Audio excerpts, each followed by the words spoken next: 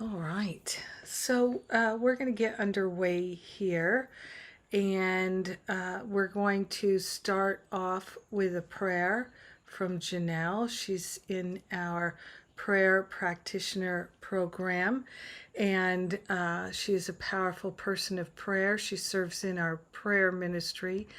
At the Power of Love Ministry, we have a prayer ministry that prays every 3 hours around the clock. So people gather every 3 hours around the clock and they pray for themselves and they pray for everybody else. And it's a beautiful, beautiful ministry. And the actual participants are people who are participating in our programs, but everyone's included in our prayers always. So Janelle is going to start us off here with a prayer. Yeah, thanks, Jennifer.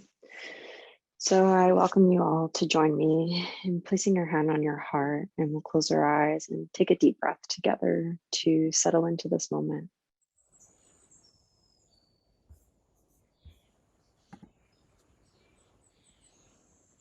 We're grateful and thankful for this time together. We're grateful and thankful to take this moment to partner up with our higher Holy Spirit self. We're grateful and thankful that that partnership is omnipresent, omnipotent, omniactive. We're so grateful and so thankful to welcome the company of heaven into this service today and into our minds. We're so grateful and so thankful to be saying yes to miracles today. We're grateful and thankful for Jennifer Hadley bringing us together, being the light bearer for all of us. We're grateful and thankful for her vision and for her following her guidance. We're grateful and thankful for all the inspiration, all the healing, all the lessons, and all the joy we receive from Jennifer. We're so grateful and so thankful for our musical guest today, Ted, and we're grateful and thankful for all the ways in which he lifts us up with his tones, tuning us into our hearts, tuning us into the universal field of love. We are offering up and placing on the altar anything before this service and anything that is to come after. And we are offering up the belief in separation. We declare our willingness to be fully present, to remember our unity. We are saying yes to this beautiful service today. We are saying yes to our connection with one another. We are saying yes to unity consciousness, and we are saying yes to being risen. We share the benefits of this service in our connection and our conversation today with everyone because there is only one. We let this be in the grace of God, declaring that that's all there is, and so it is. Amen. Amen, amen. Thank you, Janelle. That was beautiful. I feel so anchored now. And it's my joy to have my buddy Tedd Swartz here and his beautiful music, his beautiful consciousness. He's been here before. We know him. We love him. Ted has been a part of our Masterful Living community now for about a year and a half. He considers himself an approach coach, sharing his story with music.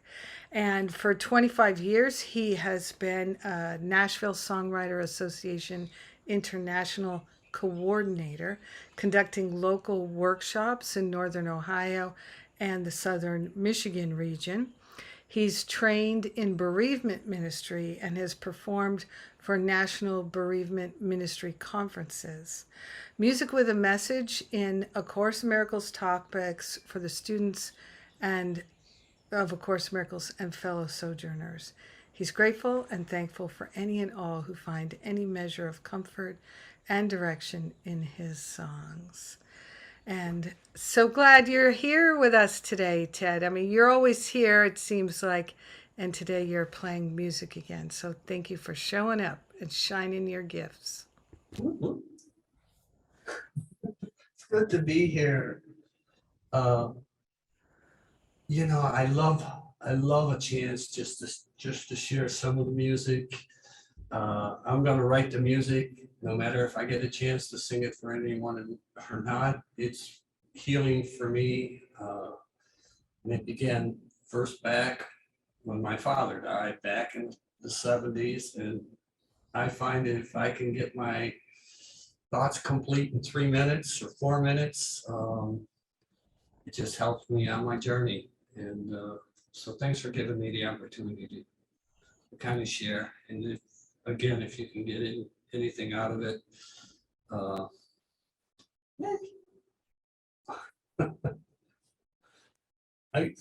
it's always hard for me to choose. It's like children, I've got 100 songs or so, but I listen to the morning prayer, Jennifer, every morning and read the espresso. And if anyone out there is not taking advantage of that, I've been doing it for so long, I can't even tell you how to get to it. It just comes in the email. So you should maybe post that for those who don't. But this morning, I found it good. If I could, I wrote it down so I wouldn't miss it exactly. But you're talking about tuning into the highest vibration, our true identity, which is perfect love. And that we're grateful to consciously choose to allow our personality to take the back seat and to allow our true nature, our highest self, to be in charge in our true nature, which is love. And so I decided to sing this song from that prayer.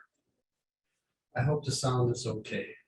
Last time I had a little technical difficulty, so how's it sound? All right? It sounds good, Ted. All right, thanks. Still making me sweat.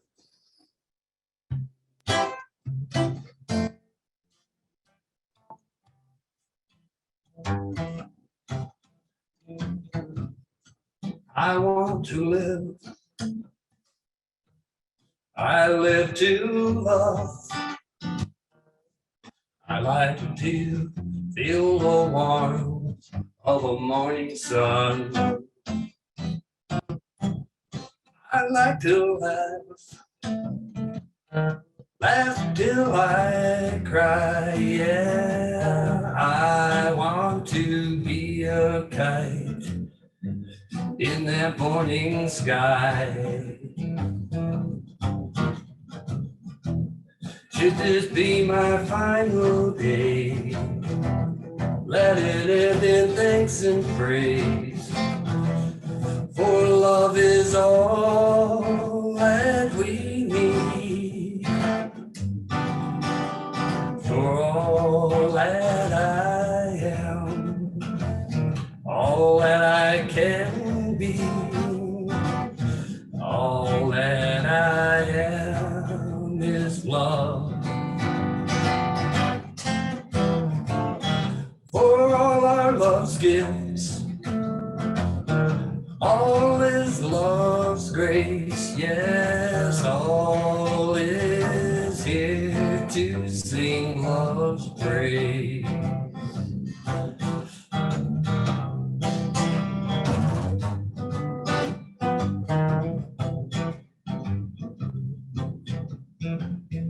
I want to chance the chance to dance, the chance to glance into my children's eyes, the chance to sing and play, a chance to sing your praise till my final day. If this should be my final day, let it end in thanks and praise. For love is all that we need. Yes, all that I am, all that I can be, all that I am is of love.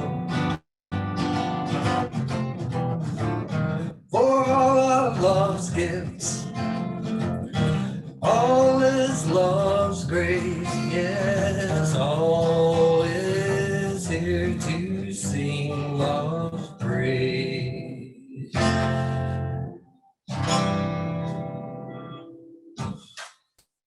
Yay! Thank you, thank you, thank you. Oh, thank you, Ted. You've got us off to a great start. Opening our hearts, feeling joyful. Your natural joy comes through. I love it. Thank you so much. Thank you. All right. So today I'm the speaker, and I'm happy to be here and to share with everyone. Last week, if you didn't listen to last week, it was a very powerful message from Aisha Mason. And when we get to Sundays with Spirit, I think there's such a strong impetus to address the intensity of the world and what is going on in our world, and particularly in the United States. There's a lot of intensity here. And I'm very struck by how, with using our spiritual practices, we truly can dissolve and resolve the habits and patterns of fear, that they will and can fade away with our dedication, with our diligence.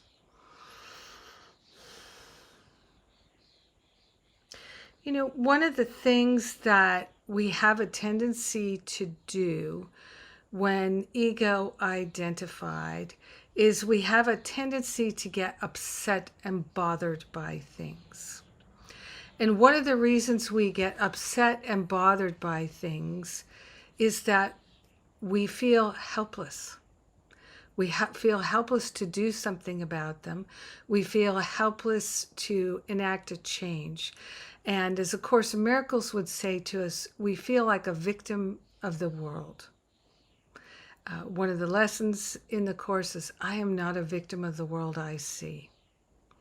I am not a victim of the world I see. But if I believe I am a victim of the world I see, I will be upset when there are things in the world that I don't like.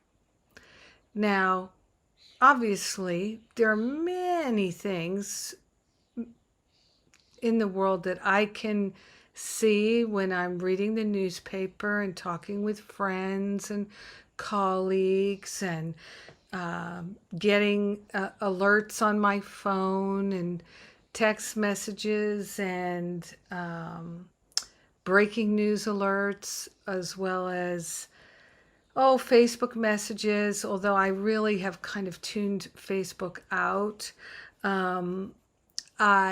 I sometimes see Twitter messages and videos on YouTube and things like that that tell me what the news is, what's going on in the world, the mass shootings, the various things. We all know what they are. That I see those, and there are many of them that are bringing me news about events and situations and circumstances in the world that I don't like. They're not what I would like for things to be experienced. It's not how I would like it to go. Court cases that go in ways that I don't want it to go. I have a different desire than what is occurring. And for much of my life, I would get really upset and really bothered by these things. And there's hardly a day that goes by that I don't speak with a spiritual student or connect with a spiritual student who's really upset about something that's happening in the world. And it could be happening in their family. It could be happening in their body. It could be happening with their friends or in their church or in their community, in their state, in the federal government, in the world somewhere, somehow.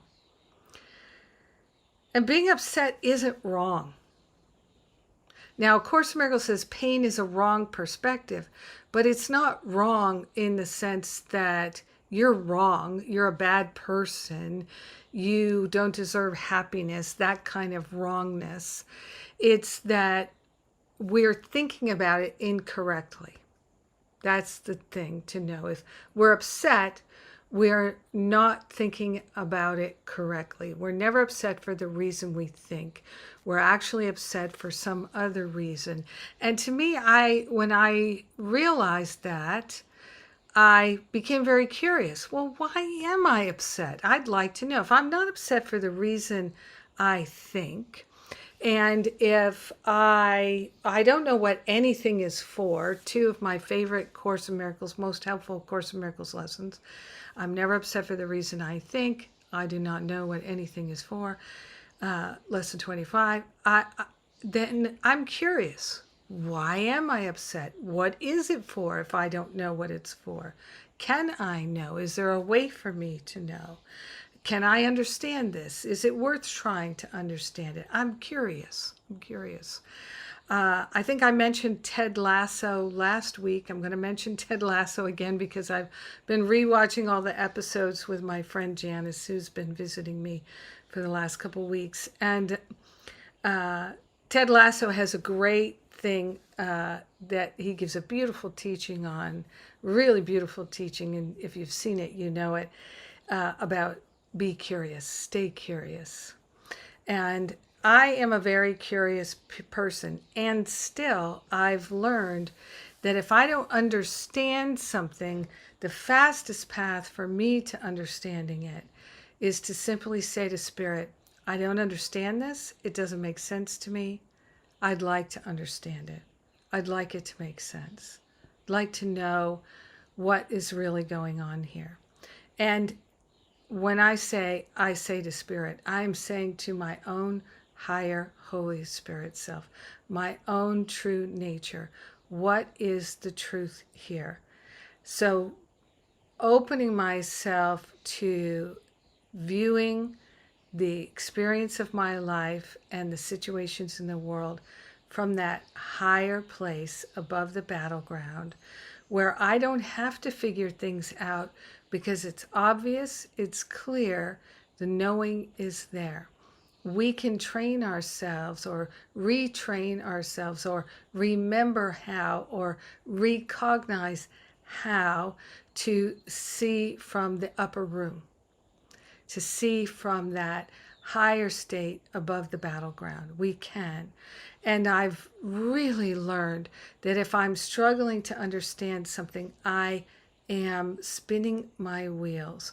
Now, here in Vermont, in the wintertime, when the snow is deep, sometimes your car gets into a situation where the wheels are spinning and there's no traction. And anybody who is in that experience has a clue to what to do. You don't keep spinning your wheels. It's not a good use of your time, your energy. It's not going to help you get out of the situation. It's a waste. So if I feel energetically like I'm spinning my wheels trying to figure something out, I've learned, whoa, this is not a good feeling. I don't like it. Stop it. Don't push to try to understand. Relax and allow the insight to come. When we're pushing to try to get our way or to try to understand things, we're not going to be in a happy place. We're going to be in a place of actually more than likely pushing things further away rather than bringing the insight closer. And the same thing is true in our relationships. If we're trying to get closer to someone and we're spinning our wheels, we might be pushing them away. We might be pushing them away. And we're in a mental state where we think we'd like to bring them closer, but the actions that we're taking or the words that we're saying, what we're doing or even what we're not doing is pushing them away. Has anybody ever been in that situation where you feel like you'd like to get closer to the person, get more clarity with the person, have more intimacy with the person, but your methods are actually pushing them away. Have you ever had that experience? Yeah, Rosalind's got 2 hands up. Exactly. Me too. If I had more hands, I would put up more hands, right? However many hands I could get, if I was like a Hindu goddess with all those hands. So it's part of our human experience. It's part of how we learn what not to do. We learn through painful ways when we could learn through joy. It happens only when we're trying to work our will. And one of the things that is so helpful having now, I have a cat and a dog, a kitten and a puppy. And because even though Bodhi is just over a year now, she's still a puppy in a lot of ways. And I've totally learned that moving away from them is a great way to get them to come towards me, or just inviting them to come to me, not trying to go after them. That is often a better method.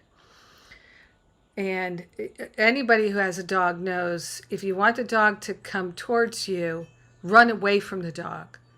Run away from the dog. The dog will get excited and start chasing you. You don't run after the dog because then the dog runs away, thinks it's a game.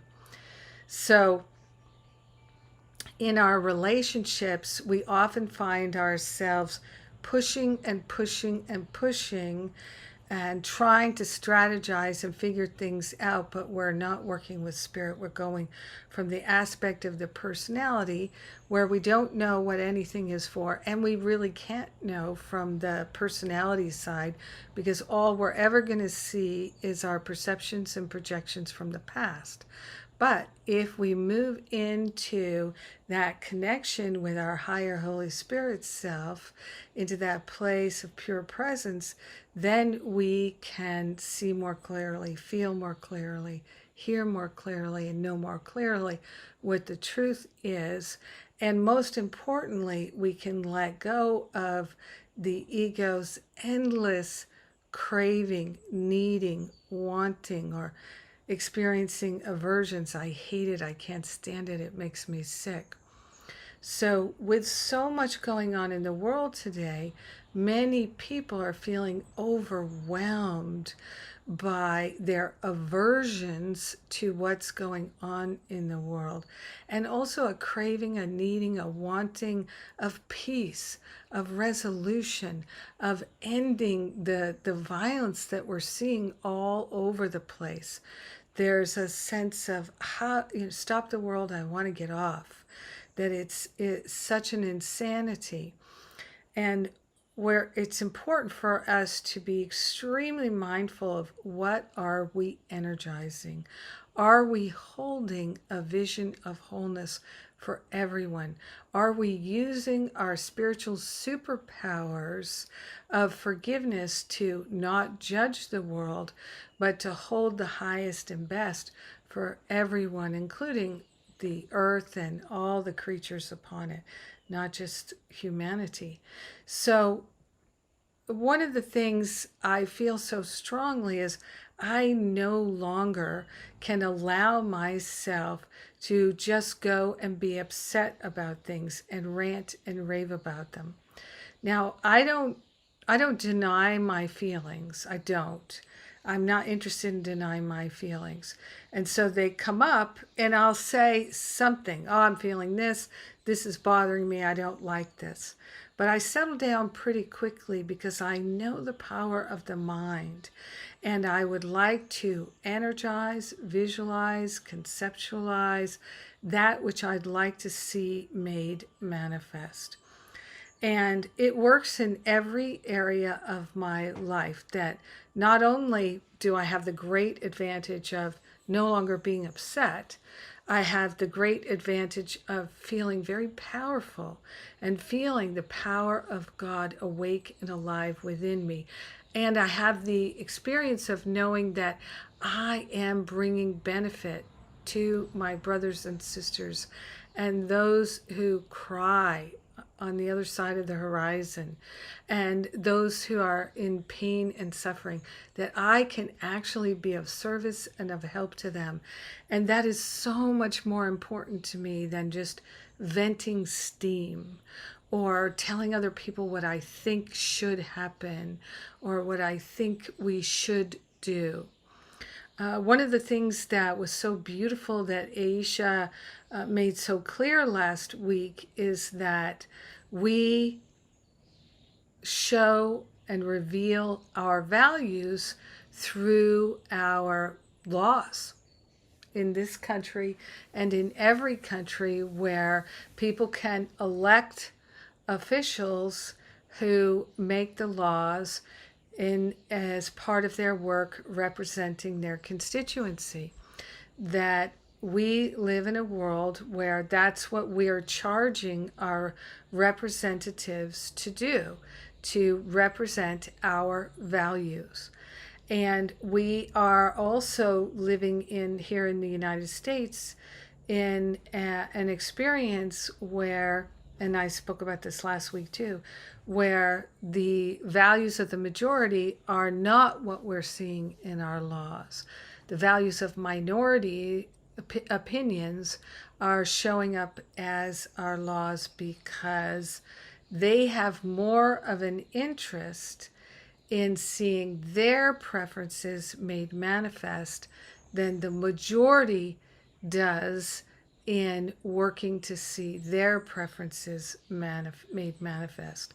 So one of the things that a lot of people do is they abdicate their spiritual authority and their authority as a citizen to bring about the laws and the systems and the government that we would like to have. We abdicate our authority. And so people who are extremely interested in it can be very successful in dominating, even though they have the minority opinions in the overall constituency. So we're abdicating our authority, and we're basically saying that we don't have the power. And one of the things that spiritual students frequently do is they would like to be peaceful. And so they do not wish to work with people who are fighting for things. You know, it feels very uncomfortable to go head to head with people who want to fight for things. I know that's been one of my experiences. So along with Aisha Mason, who was our speaker last week, who's a very dear friend of mine, she and I were part of a group that were anchoring the teachings of Mahatma Gandhi and Reverend Dr. Martin Luther King Jr., the practices of teaching and training in nonviolence as a method for social change, for civil justice. And she and I, along with many others, we studied with Reverend Dr. James Lawson, who was a mentor to Martin Luther King Jr. back in the 60s. Reverend James Lawson was someone who trained the people in the civil rights movement in the 60s. He trained the people who did the lunch counter sit-ins and all of those things. He was the big mojo, and that's the one that Aisha and I trained with. And for years, we trained with him and went to classes with him, studying how to institute nonviolent change in the United States or anywhere in the world, but particularly in the United States. And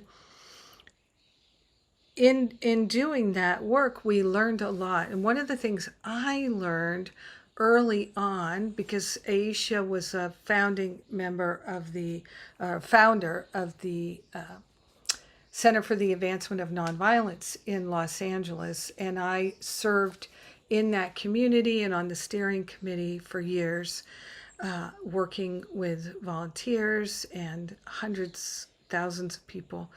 And that was a lot of my early training. So interestingly, a side note, that work that I did with nonviolence, I did so much work at the level of the mind to rid myself of violent thoughts and habits.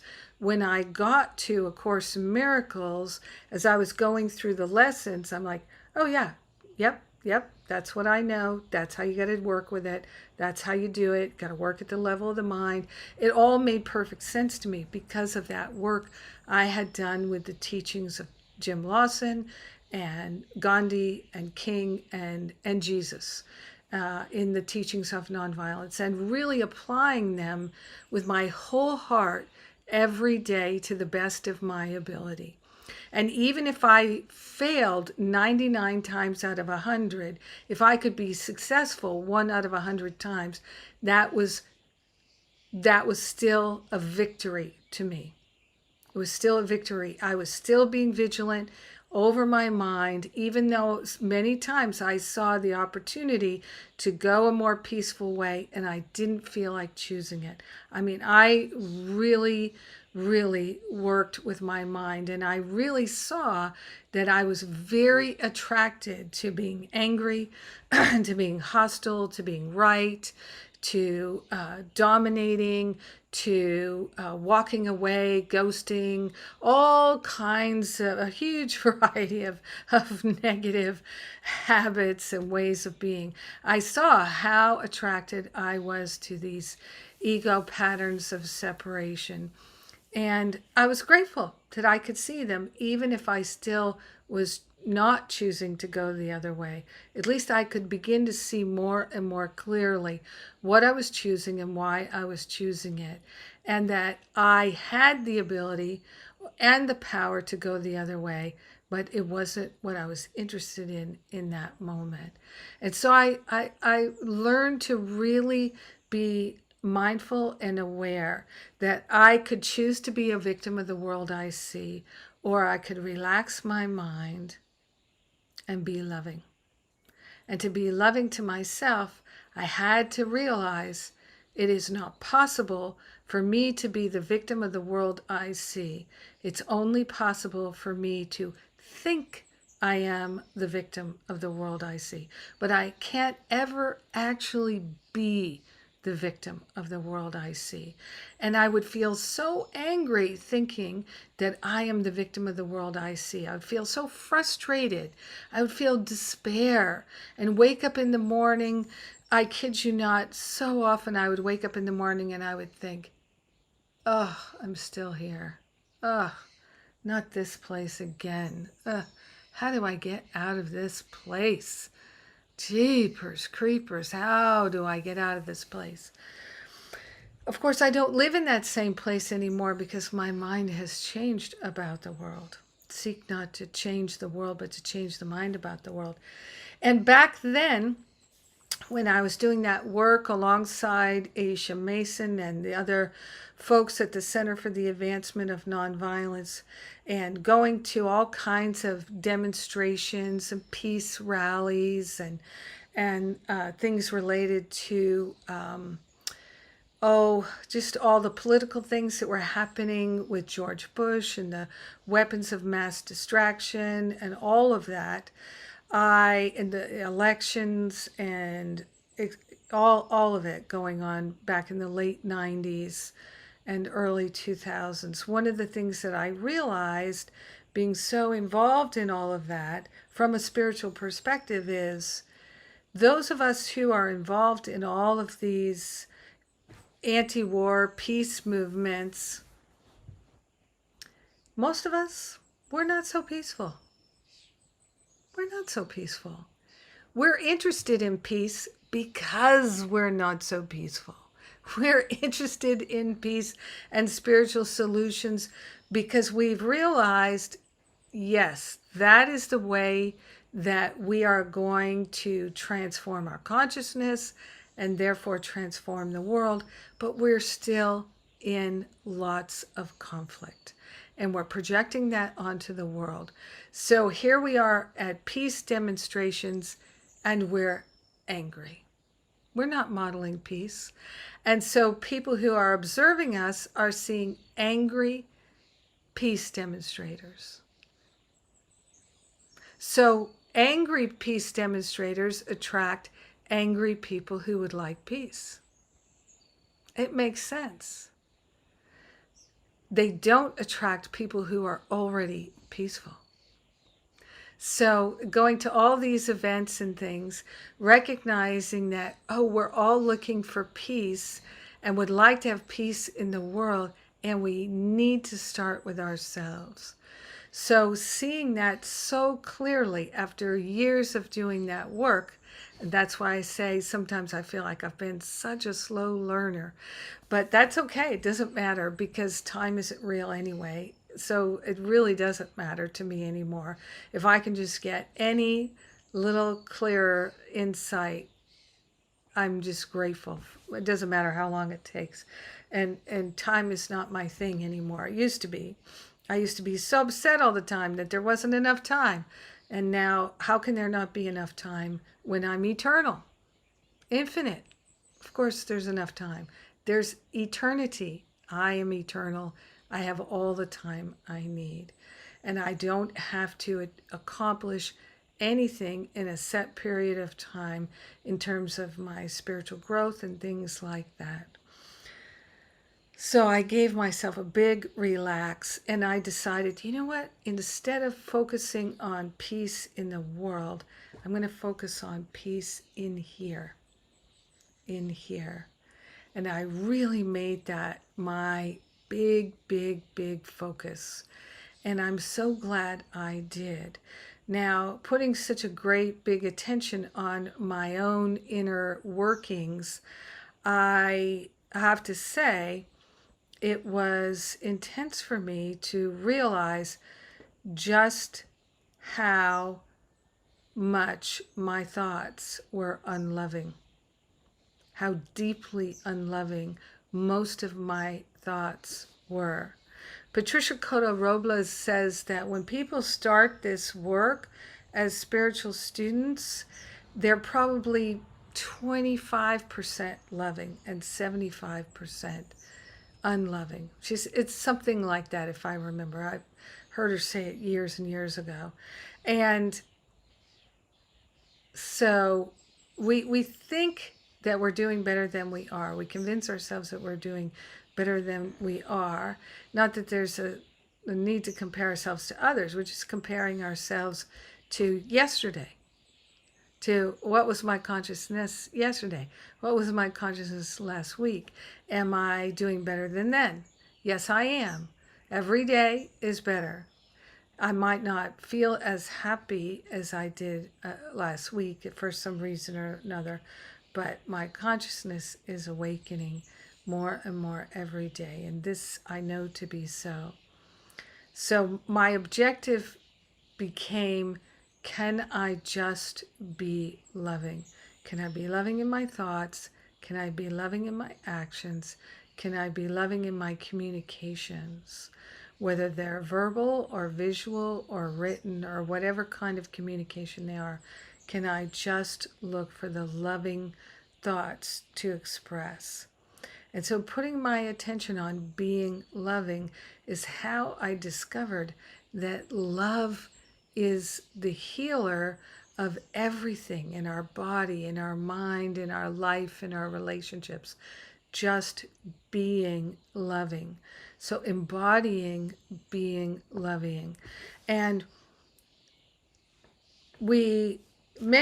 I've talked with many spiritual students over the years who will say to me quietly or secretly, Jennifer, I don't feel love. I don't feel loving. I don't feel connected to spirit. I don't feel these things. And to them, I say, don't worry about feeling it or not feeling it. Just think loving thoughts. Choose loving thoughts. Choose loving actions. Choose loving words. If you keep doing that, you will begin to feel the love.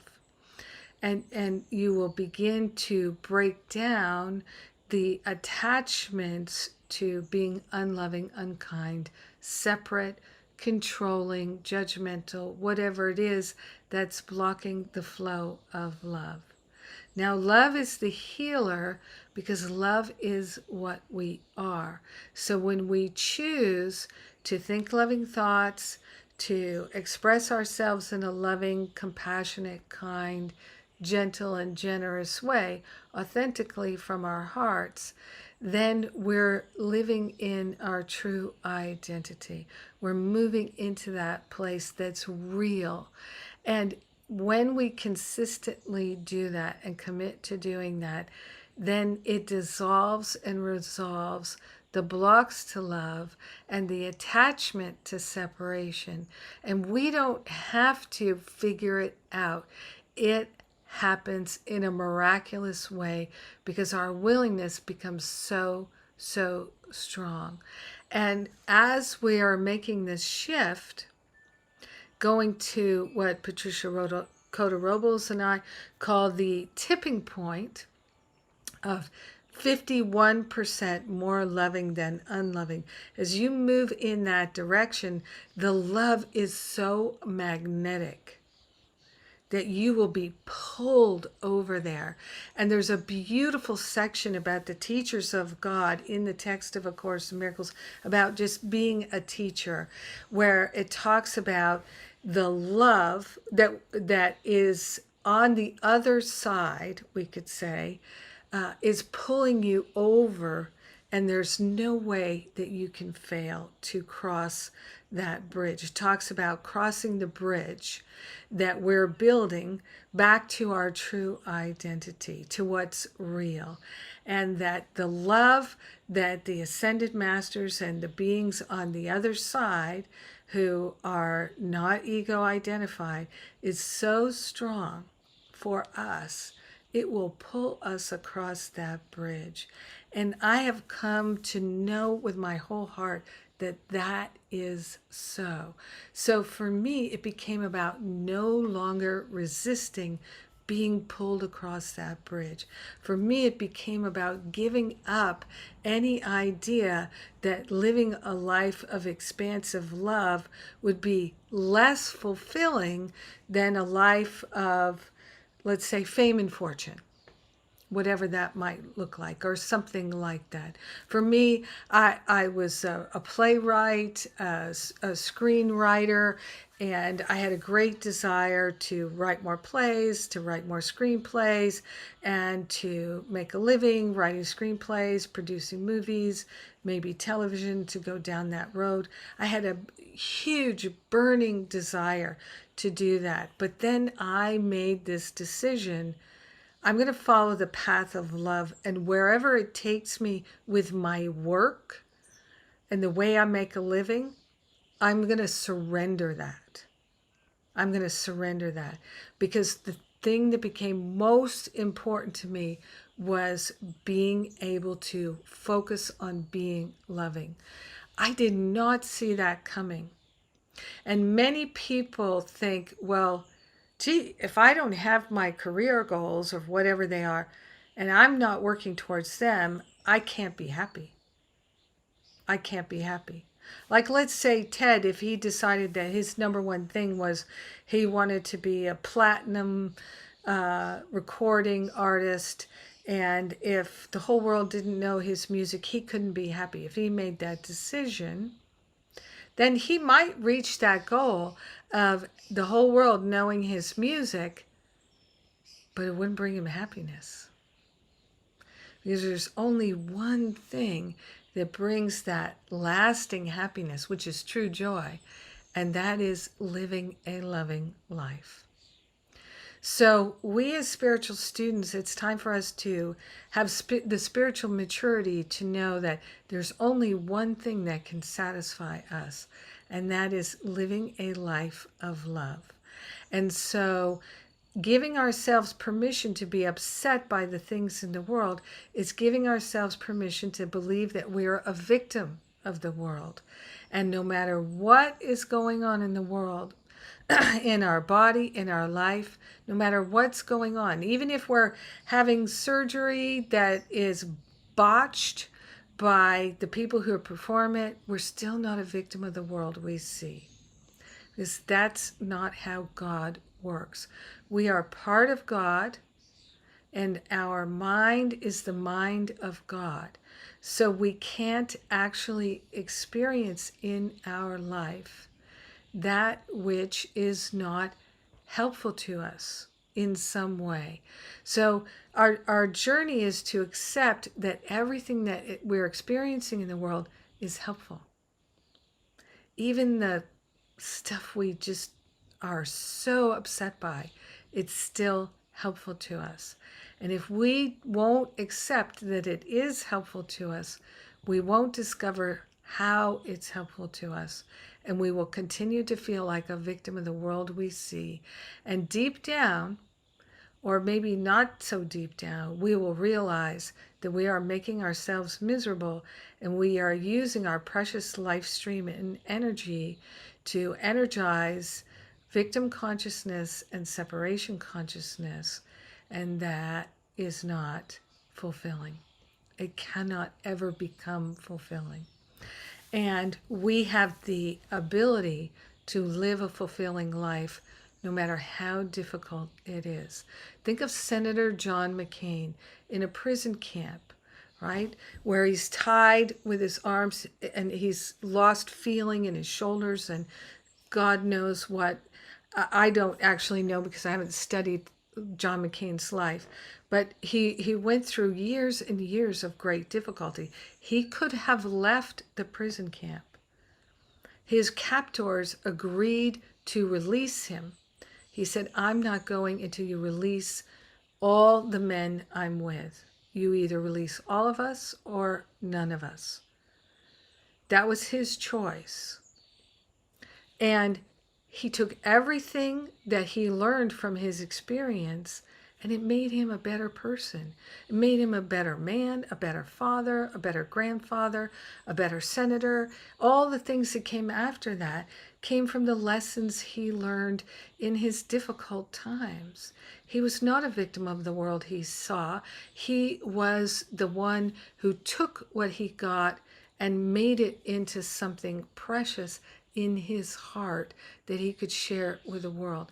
Now, he and I may not agree on many things politically, but we agree on the essential goodness of people longing to live a life that is deeply fulfilling and to feel free and to have life, liberty, and the pursuit of happiness for all beings on this planet. So, let's go into some contemplation here, and I'm going to invite you to identify where have you been feeling like a victim of the world you see? Where have you been feeling like a victim of the world you see?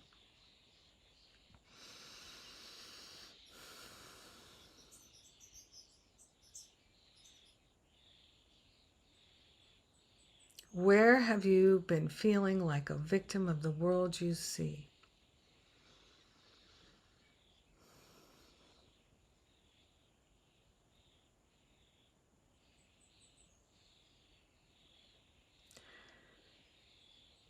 And to go the other way is to accept and allow the power of your true identity. So you can be a victim of the world you see, or you can live from your true identity. It seems sometimes like it's harder to live from your true identity as the power of love in your own life. It can seem very, very challenging at times. I know this. I stayed in a place of feeling like it was too much. I couldn't do it for years and years and years. I understand that feeling very, very well.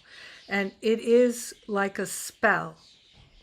The belief that we're a victim of the world we see. It's like a spell cast upon us. We have cast it upon ourselves by agreeing to the thought, I am a victim of the world I see.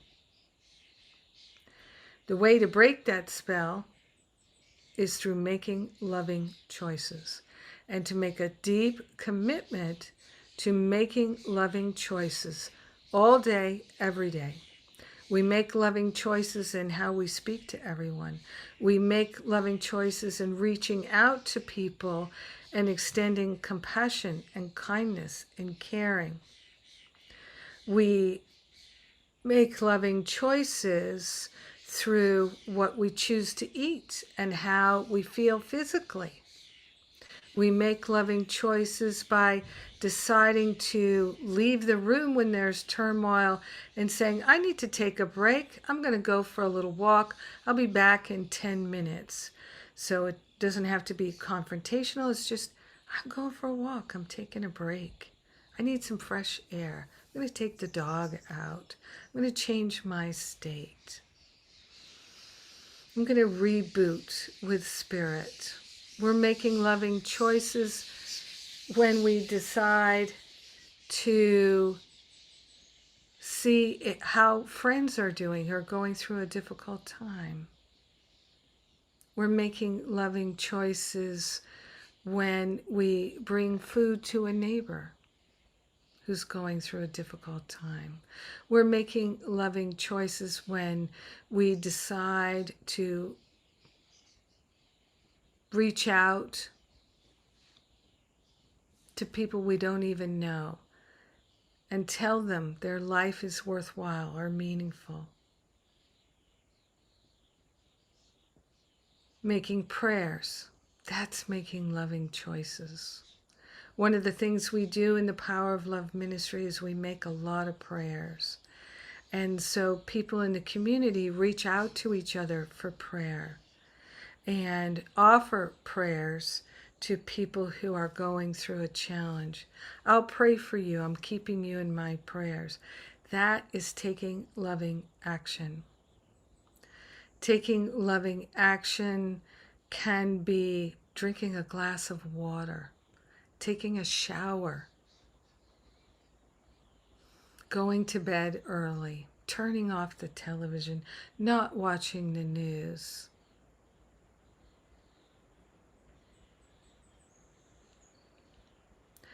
One of the things I invite you to do is to make a list of simple, loving choices that you can do on a regular basis, and keep that list in front of you. Keep reading it, rereading it, sharing it with others, adding to it. And become interested with your friends and your family and your coworkers. Hey, what are some little loving choices that you make in your life for yourself, for your family, for your animals, for the planet? What are some little loving choices you make? Some people recycle from a great space of being loving to the planet. Some people recycle from a place of, this is a burden of something I have to do. It's a big time consumer. I know when I lived in LA, in my apartment building, we didn't recycle. So on Wednesday nights, I would go out after church at 10:30 at night after choir rehearsal. I would go out and stealthily put my recycling into the recycling bins that were out in my neighborhood. Try and do it quietly so I didn't wake anybody up or set off anybody's dog. Because it was an act of love for me, for the earth, part of my spiritual practice to recycle. And that was the easiest way for me to do it. I did it with love. It wasn't a burden. Oh, I've got to do this now. No, I'm doing this out of love. When my dog Bodhi gets so muddy and dirty like she did this morning, I can rinse her off with love, or I can rinse her off with attitude, annoyance, anger. Let her roll in the mud. She enjoys it. She'll come clean again. It's not going to be a permanent stain. I could take a few minutes.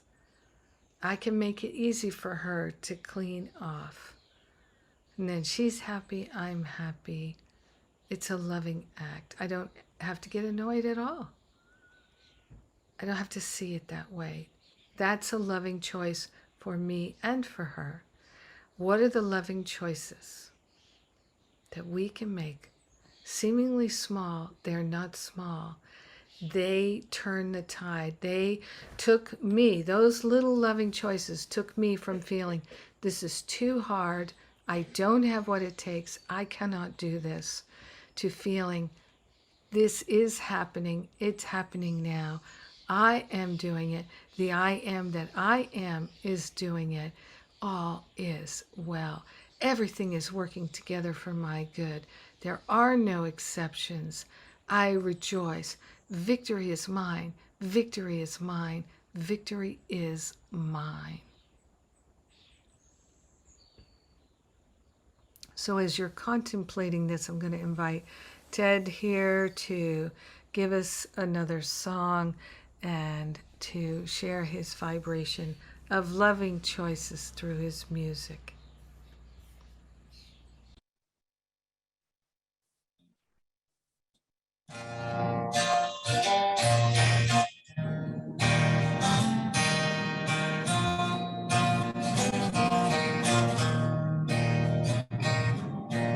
Glory days,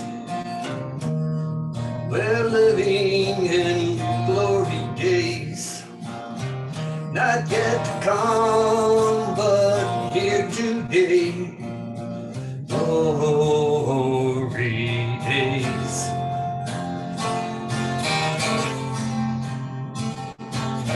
glory days, we're living in glory days.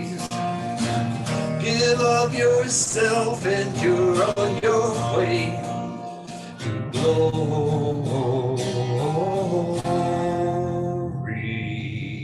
days.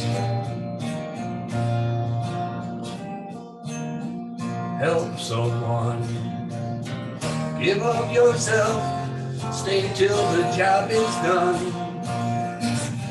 Then quiet as the setting sun, be on your way.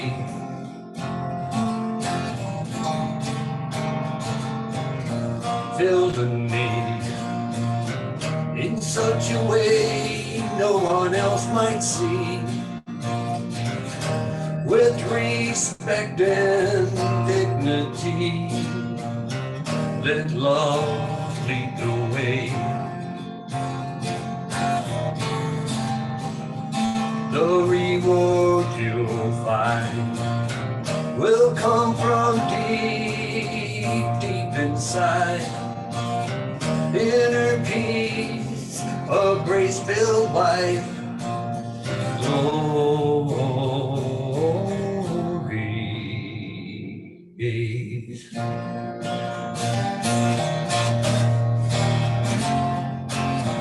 Glory days, we're living in glory days, not yet to come, but here today. Glory days,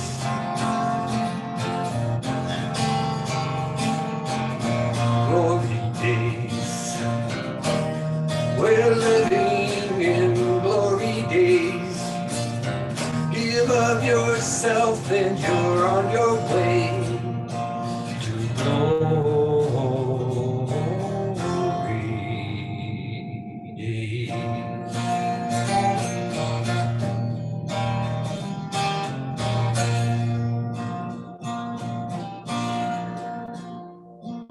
Take all the time that you need to clear your mind from this bread back to the nursery rhymes, back to the words I am.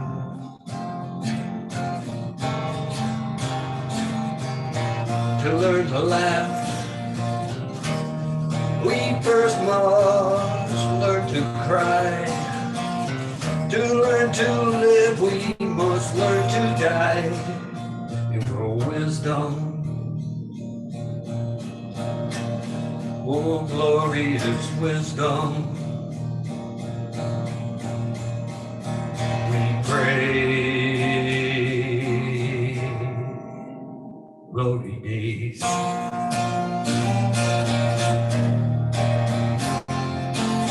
Glory days. We're living in glory days. Not yet to come, but here today. Glory days. Glory days. We're living in glory days. Give of yourself and you're on your way. Glory days.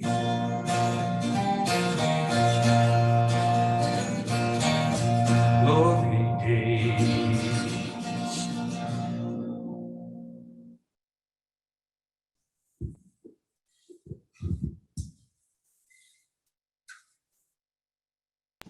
All right. Yes. Glory days. I love that, Ted. What a perfect choice. Perfect choice for us. Now is the time to live in the glory days. We've got what it takes. Let's do it. Yes. All right, so we are going to do that thing we do here at the Power of Love Ministry on Sundays with Spirit. People have literally told me it was life changing for them to go into the breakouts here. So in the breakout, I'm inviting you to discuss what I brought up in that meditative time, your list of loving choices. Where are you giving yourself permission to really energize being a victim of the world and making a decision that you're going to interrupt that pattern with loving choices, because that is the way that I am 100% sure it works. And the more loving choices we can make, the easier it is. And sometimes, of course, it can be very challenging to make loving choices, but we can do it. So let's inspire each other and share these things in our breakouts. And what I'm inviting you to do in the breakout is to be mindful. You'll see the time in a window counting down the time, and to make sure that everybody in the group who would like to share gets a chance to share. And if you don't feel like sharing and you just like to listen, go for it, because you'll still be inspired by what other people are sharing. And loving listening is an opportunity to be loving right now and have a healing right now. So let's do the breakouts, and here we go.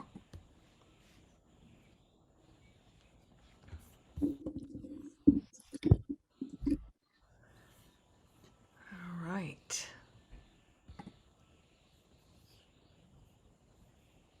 Okay, great. So we've got some folks who have not gone into their breakout rooms. If you look on the bottom bar, you'll see the breakout button, and you can click there to go into your breakout room. If you don't see anything there, then you might go and come back, and I can put you in a breakout room. So please come and jump into a breakout room here, and let's go. Let's go for that breakout. So I see a few people here who have not gone into their breakout. And if you'd like help with it, you can connect with me in the chat and I can help you. So let's see here.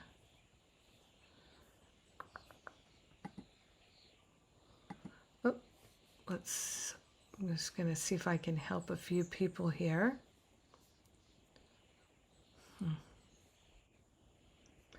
Rosalind, will you start us off? Yes, I would be delighted to. What a wonderful service so far. So beautiful. Janelle, you always take me home, always with your prayers. Today, I particularly loved omnipresent, omniactive, omnipotent, and universal. I love messages that take me to the oneness. So thank you. And your music, oh my God, that song, oh, take me home, glory, glory days, glory days. We're always looking for our way home.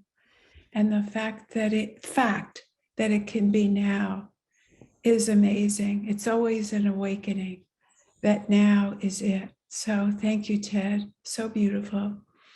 I had an experience this week that speaks to many parts of Jennifer's beautiful teaching today. And I'd like to share it because it fits with A Course in Miracles. It fits with non-duality. It fits with being in our loving heart, which one way or another is always Jennifer's teaching. Right, Jennifer? That's your biggest message, because how can you go wrong when you're in your loving heart? Then you're connected to God, you're connected to the oneness, and right action. You're connected. What else can it all goes well. It's in the flow. So this week, first I have to preface that I facilitate a group where it's not from this community. And in this community, if you're a facilitator, you have the opportunity to get to know the people in the other years a bit. If you would like to listen to the prayers, or if you'd like to listen to the community calls, there's access. So I always have a bit of a sense about many of the people. In this group, I do not know anybody outside, or pretty much don't know anybody outside this group. And the group talks not about their lives or their stories, but about either A Course in Miracles or non-duality. So here's my story. I get an email from a woman in this group, and she says, do you have a minute to answer an issue I have on email for just a few minutes? I'm sorry to bother you. I say, of course. So I open the email and she says, I have a friend whose parents died, both of them of COVID, and it's her birthday. And I really, really want to send her a present today on her birthday. And my credit card is tied up for a few days. There's confusion that I've been told it'll be a few days till I can have access to my credit card. Would you buy this Google Play card for me and I'll send you back the money? Repay you. And because my Amazon, I've never bought a Google Play card. Actually, I tried once and it was a mess, but this was easy. I said, I don't know if I can do it because the last time I tried to do this, it was a big, complicated mess, but it was easy. And before I hit the send button, because it goes through Amazon, I asked my husband, because we share that account, I'm doing this for someone that I know in a group, and I trust her with my life. I just felt that way, like, this is good. He said, well, you do whatever you feel. So I buy, and it's $200. So I buy this.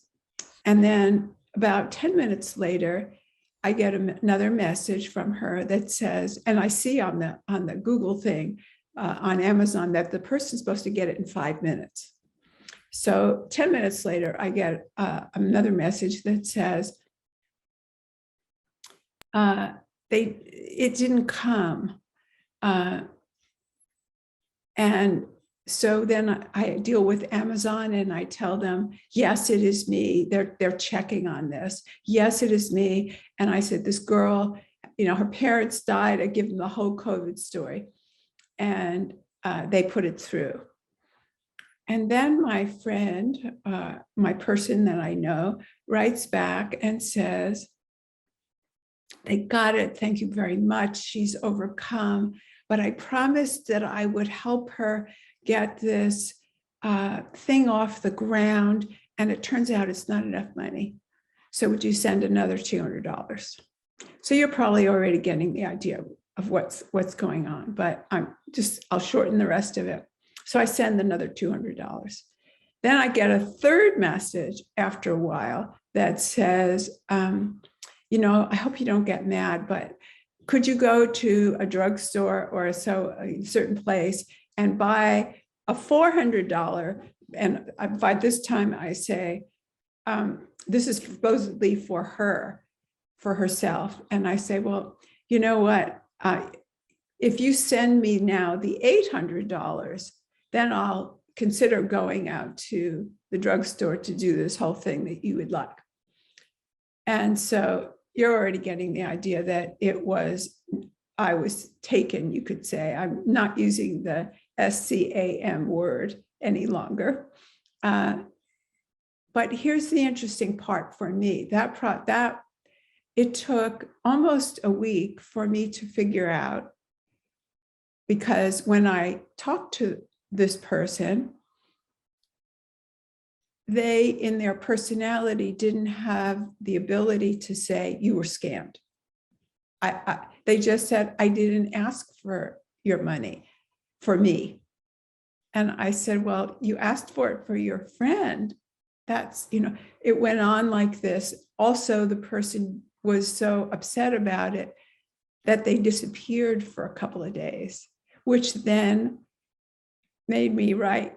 So my own process is what I wanted to share. The upset started to come, especially when the woman disappeared and wasn't communicating with me.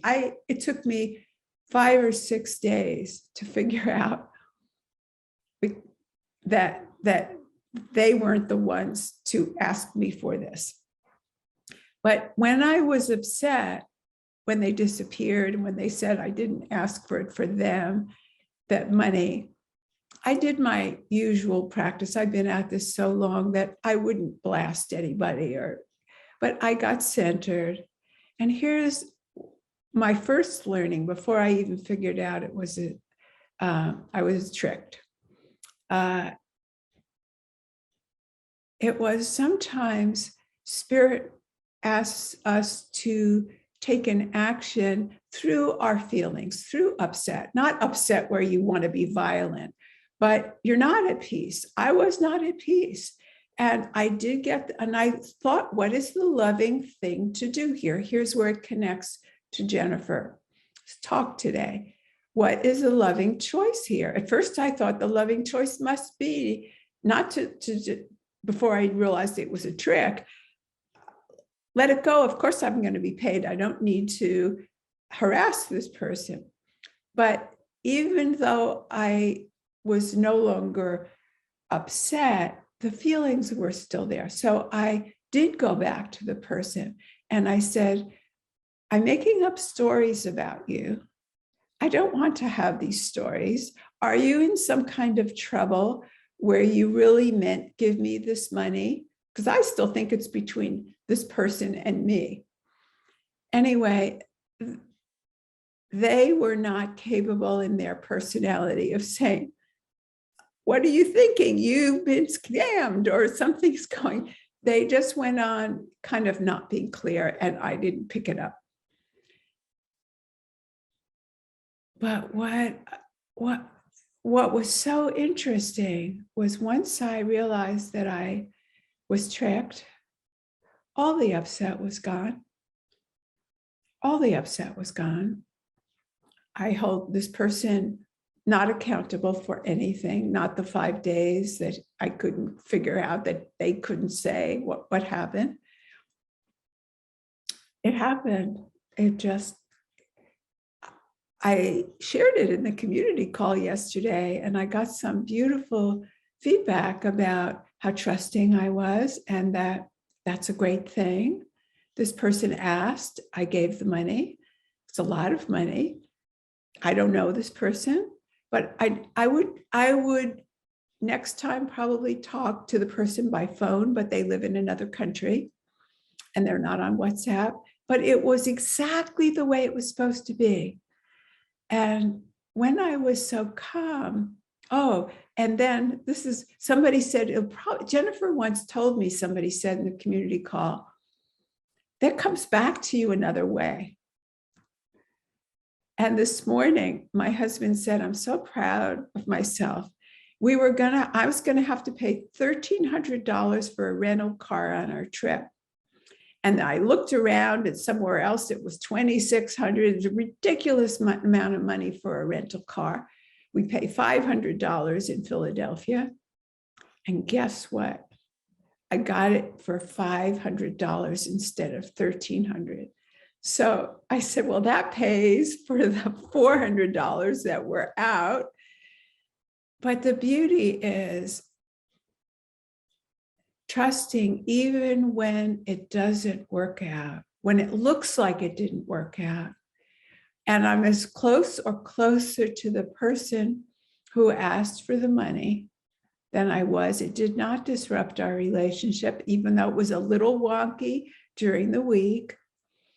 And I got such clarity that sometimes our feelings, there may not be for the reason we think, but they're useful.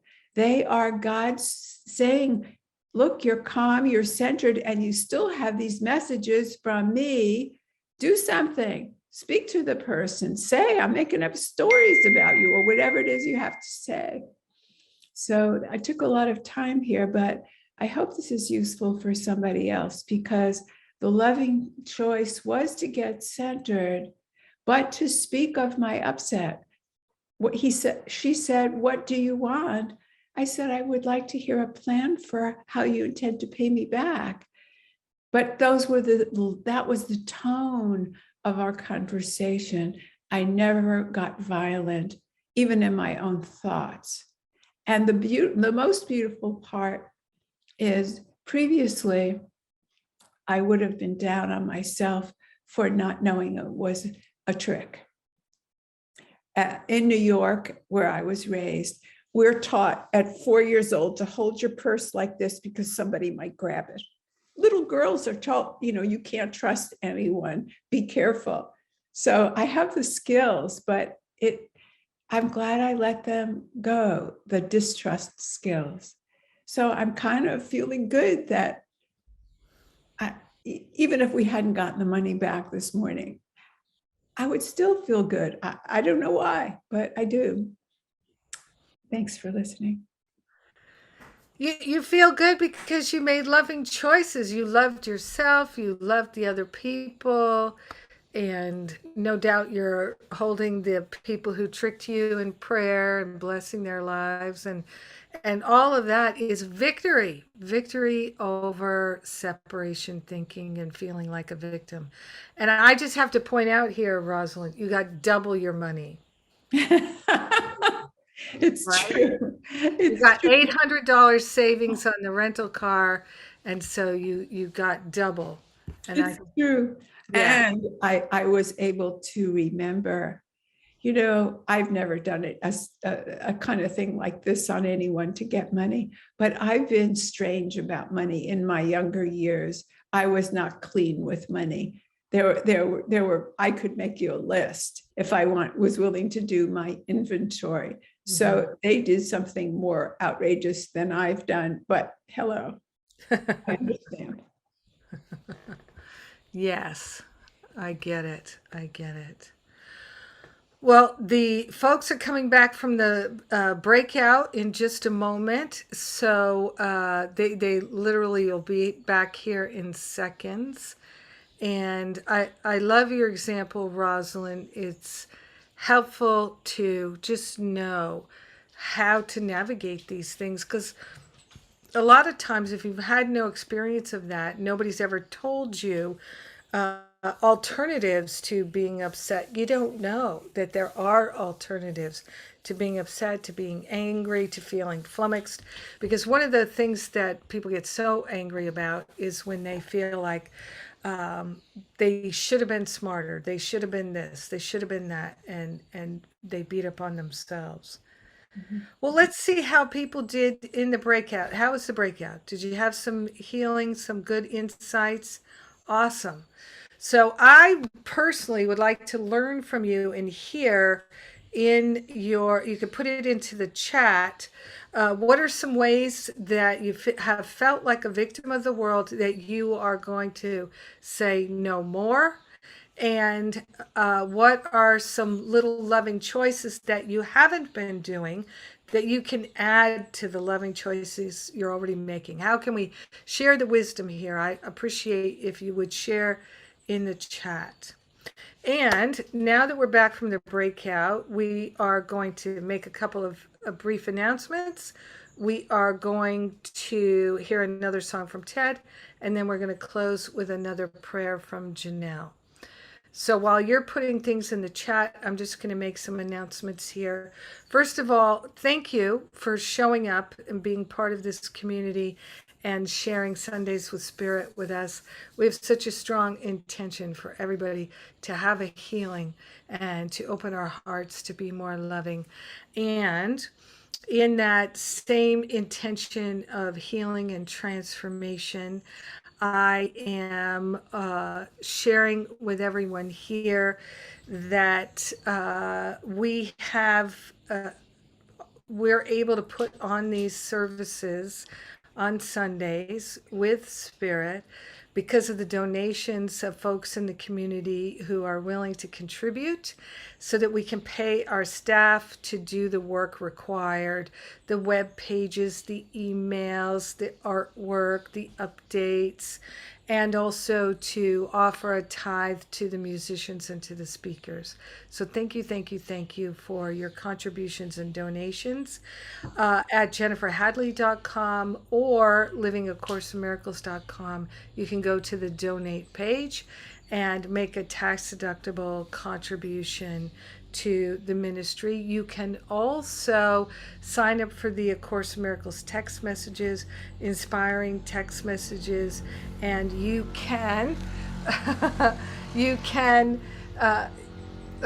set up a recurring donation or a one-time donation and sign up for those text messages. This is Sattva, Bodhi's little brother. And so Course in Miracles text messages, and GJ is kindly putting the links for these things into the chat. Last announcement is Finding Freedom from Fear, my spiritual boot camp class. Who's done Finding Freedom here? Yeah, quite a few of you. So if you have any encouragements for people to put in the chat and inspire them to take loving action for themselves and their family through taking Finding Freedom from Fear boot camp. The upcoming boot camp is starting June 20th. So it's a week from tomorrow. And if you'd like to ask questions, you're not sure if it's right for you right now, you can book an exploratory call on the Finding Freedom from Fear page. That exploratory call would be with one of our spiritual counselors who's done the boot camp and counsel people in the boot camp, and they can answer any of your questions. We don't have a sales team, but we do have spiritual counselors who can answer questions. All right, that's all the announcements I have. Ted, do you have an announcement? How can people get your music? Well, I do have a CD and an MP3. And if they have email access, if they can email me at teddswartz@gmail.com, all lowercase, no space. And I will send them the MP3s, some songs. As you can see, my music is not, it's not really church. God's in there. And even these bereavement songs. And that first song I sang is actually on that CD as a meditation, done very mellow. It's a completely different experience. But anyone's welcome. If you send me an email and in the subject put Sparrow, that's the name of the CD, Sparrow, and send you a free copy. Thank you, Ted. And I am so ready for another song of yours. Well, thanks. It's been on everyone's heart, everything that's going on in Ukraine, shootings, for goodness sake. In at a different time in my life, I wrote this song a number of years ago, and it's one of the few songs I have that was truly, came to me in my sleep. I woke up, went down and recorded it, and went back to bed and got up the next morning. And for the life of me, I couldn't even remember the melody when I woke up in the morning, but I knew I got up and recorded it. And I always love sharing it. And it really goes with today's topic. So thank you.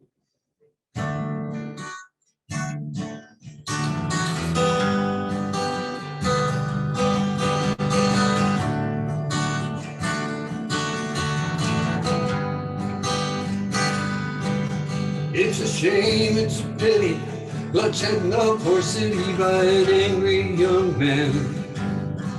There's an outrage and fury, courtroom and jury, the boy's sentenced to die. In the bars they're rejoicing, buying drinks and they're toasting as the mothers cry. What can we do, me and you? What can we do in a world torn in two?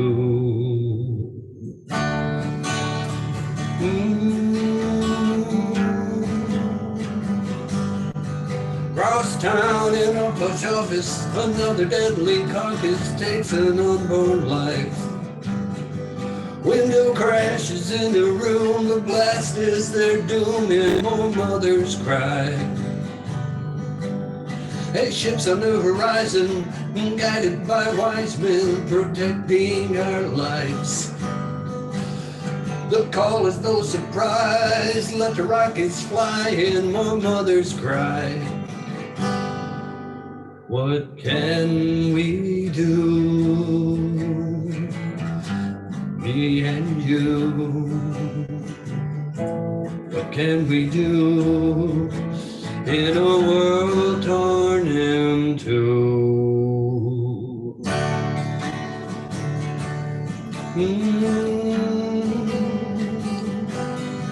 On a cross upon a hill, living out his father's will, the young man dies. Friends gather round and stare at the mother's fallen tears under blackened skies. They sigh. What can we do, me and you? What can we do in a world torn in two? And the mother cries, we love, we love, we love, we love, we love, we love, we love, we love, we love.